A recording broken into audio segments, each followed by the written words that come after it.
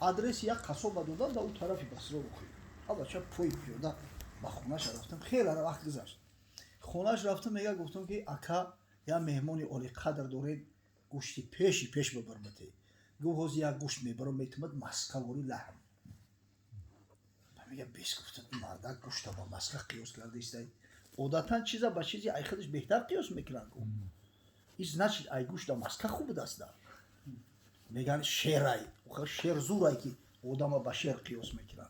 به میگه گفتم یا برو اگه مسکهش بگیرم ای گوشت دا. پرسیدم مسکه خوبه کی میفروخته باشه؟ با اون طرف شهر رو این کردم. خواستم رفتم نزد مسکه فروش. اکا این مسکه در کورای مهمان داره. گفت یا مسکه میبرم میتونم اصل وری شدی. سبحان الله این مسکه را با اصل قیاس کرده است. بیاگری یا برو اصلش بگیرم با مهمانی اولی قدر. اصل فروش گفته میگه پیش اصل فروش رفتیم اکا مهمون دارم اصل خوبم بده حاضی گفت یا اصل میکشم میتونم او برین توزه الله اکبر این اخیر آوردن با آب قیاسش کردن این معلوم میشه ای همش همین او خوب است او که خوب باشه در دهن در خونم چشمه نازنین کوزه را توی او میگیرم در پیش مهمون میارم بزنه در جون شیرینش وای نگاه کرد بچه‌ش گفت بارکالله بچه حقیقتا بچه حلال زاده بود حلال زاده بود این اکسومی چی پدرش هم که سختی مرده دست داد نه که بچه‌م یه چیزا با اینوبت نگرفته که اوخی این قرار رفتی و اومدی اون کاوشو خوردهشی کاوش قیمت بود که زمانهای پیش گفت پدر وقتی گفتی با همین عمک تبخر گفتم ایدو سر زیافت هم میخوره کاوشو یا بیرا پوشیده بود همین کل شیء یرجع الی اصله این همیه یک از در میزنه بچه‌م برا بگو که اتام نیست حالا که دروغگویی را یادش داد در خونه شدگی یکون کسا ایو پدر نلد و آدمگری نداره او فلان و بسمدان های حالا که غیبت بهتان و دشنام و فرزند چه یاد داد باور کنه به خدا قسم خیلی وابستگی ها داره همین چیزا همین میخوایی که فرزند شیر باشه باشه خودت شیر شد میخوایی که بناموس و بغیرت باشه خودت بناموس و بغیرت شد پدر هر کسی نباشه نزد فرزندش اتوریته تاثیر داره یک بزرگمرد در تاریخ اسلام گذشته است با نام سعد ابن عباده صحابی پیغمبر یکی از رئیسا و سردارای قبیله خزرج بود همین زمانی که حضرت رفته است لیچنی تاریخ پیغمبر بود در تمام جنگ‌ها خوب جنگ بدر باشه خوب جنگ احد باشه همین در پهلوی پیغمبر بود بسیار پهلوان بود آدمی با دولت بود است همین وقتی حضرت میگه مدینه منوره در اومد سعد در وقتی پیشوازش نبود این جو تیار میکرد از برای رسول الله صلی الله علیه و سلم بعد اومد گفت که یا رسول الله گفت جوی شما رو آماده کرده کی گفت ابو ایوب انصاری چکونی کرد علاقه خرجینا رو گرفته است درو و دست المرء مع رحلی مرد همراه یمو برو پتوکش باید باشه ما که اگر روزی ببرم این دماغش میسوزه این ما رو مهمان گرفته است همینجا میمونه دیگه ایرم نیستان نکرده رفت همین هر شام میگه یک طبق سرید از خونه سعد ابن عباده از حضرت میومد است سرید همین خروکی را میگن که نان ریزه میکنی و گوشت داره رنگ همین شوربای خمواری این میره سرید میگن شوربای طبقکی بهترین طعام همی ای حضرت میگه فضل عایشت علی سایر نساء کفضل ثرید علی سایر طعام فضیلت بیبی عایشه نسبت دیگر زنها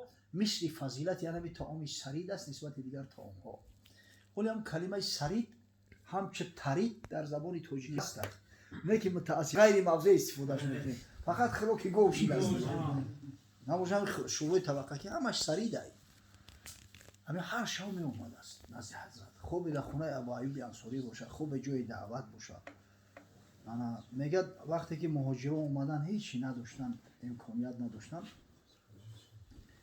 حضرت صلی الله علیه و سلم التماس کرد از مردم انصار که وقتی خونتون خراخری میره این برادرها یک نفر دو نفر خطیتون بره در هم خراخ تو شریک اینه که یو گشنه هیچی ندارن میگه هر کس موافق قوتش یک کس دو کس تا سه کس میبرد انس ابن مالک میگه مگر همین سعد ابن عباده این مرد خدا میگه هیچ روزی از 80 نفر کم نبود است مردی کت خدا بود است جوان مرد بود خیسه کوتاه نزد حضرت اومد گفت یا رسول الله ای دعای اسرع، کدام دعا زودتر پیش خدا اجابت می شود؟ حضرت گفت جوف لیل الاخر و دبر صلوات المکتوبات، سریع ترین دعا نزد پروردگار همون نمازی است که در آخر شب کرده می شود، بعد نماز تهجد و دعایی که بعد نمازهای فرضی میکنن. همین بعد نماز فرضی دعا پیش خداوند زود اجابت می شود. میگه بعد هر نماز فرضی و بعد تهجد دعا میکنه از خدایا نعمت زیاده کن، برای دنیا نعمت همین دنیا بیزارم، و خاطر اون که همین عمل خیر ما ترک نکنم. همین مرد پدرش عباده در زمان جاهلیت گذشتگی اینه که اون که مردک به دست آخید دائم همین دیگش میجوشید است. کسی در مدینه منوره که مهمون میشید است حتما طعام او را میخورد است، طعام او را نخورده ایش که همین اصیل نمیبرمد است. ببینید اگه خداوند یک فرزندش بسیاری پسری کلونیش قیس میگن، صحابی پیغمبر. هر وقت نزد حضرت می اومده است اما سعد ابن عباده دستی پسرش میگیرید می آورد نزد حضرت می آورد. حضرت هم دوست می داشت است تو قیس. ولی در روایات اومده است یک روز میگه همراه پسرش اومد که حضرت از جوش خیست، گفت مرحبا بالانصار، مرحبا بالانصار، خوش آمده انصاریا، خوش آمده. میگه گرفت از پهلو شنان شوهردش.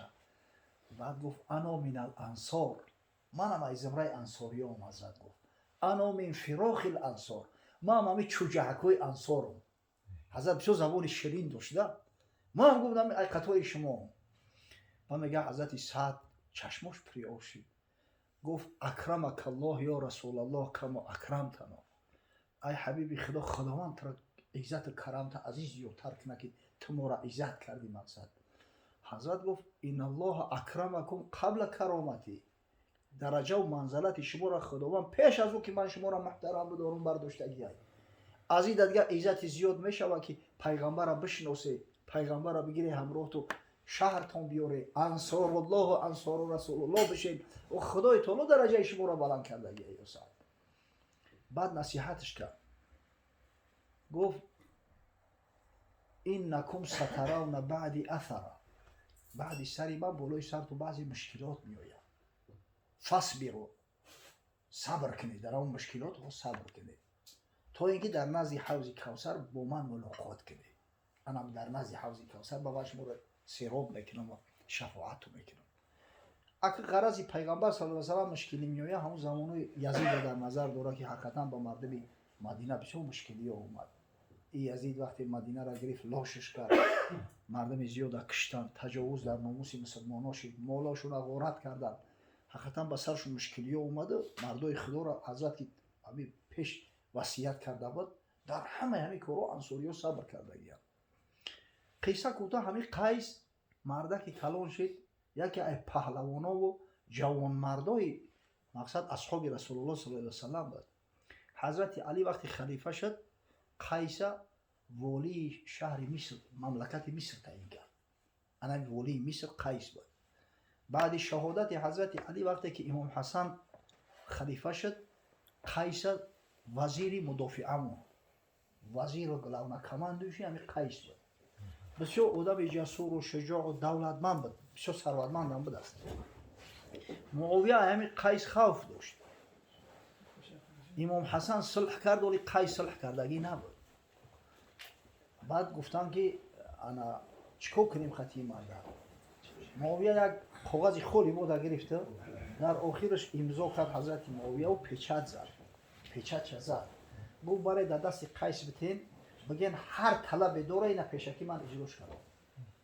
ولی هیچ نو نوشته و یگون طلب ولیشانه نوشته است، علاقه امضا و پیچت در آخرش زد که همین چیزی میخواه همونجا بنویسه من قبول کردم. میگه وقتی نزد قیس ابن سعد آوردن نوشت یکمش اولادای علی و فاطمه، اولادای علی را نسل پیامبر صلی الله علیه و سلم باید محترم بداره، حرمتشون را به جا بیاره، هیچ جا حد که حرمتشون نشود. طلب دیگه‌اش از بالای منبر حضرت علی را لعنت میگفتن، همین لعنگویی علی بود. بله همین پیش یزید هم در دوره معاویه شروع شده بود، بعد خدشید یزید بود دوامش داد.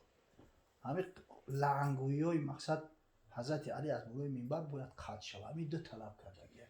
همین سبب شد ببخشید که به چیز سبب چی بود؟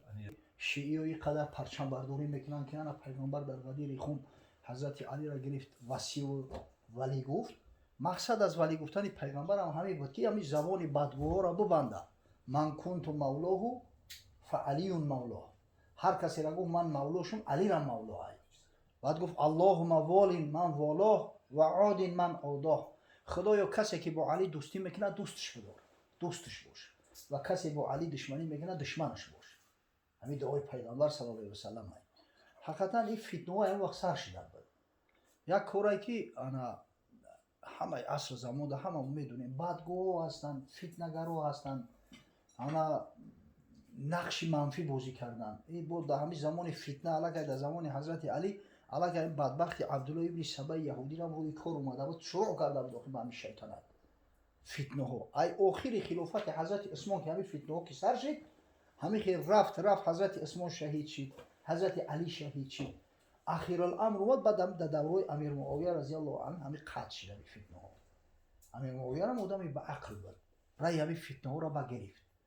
هم طلباتی که مثلا قیس ابن سعد دیگر رو کردن 100% اجرا کرده است و درجه احترام میکرد. دیگه همین حسن و حسین که معاویه هر وقت که مدینه می اومد خودش می اومد زیارتشون میکرد، دعوت نمیکردی پوشو بود، خودش میرفت زیارتشون میکرد. یا شوخیایی میکردن قطعش که بخدا قسم همه کتابون همه خونی تعجب میکنید این قدر حلم بردباری داشته است ای حضرت معاویه را. گفتن که معاویه را گفتن که ای بچه ابو سفیان، میگه امام حسن گفت این بچه ابو سفیان است، این بچه هند است، این با اوچه شبیه است. رنگ اوچهش وری فربه ایدم داره ایدم تری شوخیو میکرد مثلا قطعش. مقصد حلیم بود حقیقتا معاویه، همه احترام میکرد، دستگیرشون میکرد تا دوره یزید. ای یزید خیلی این را که میدونه نماش. این موضوع دوازی بریم بابای حجی دروزی بد میشود، نه که همه اطراف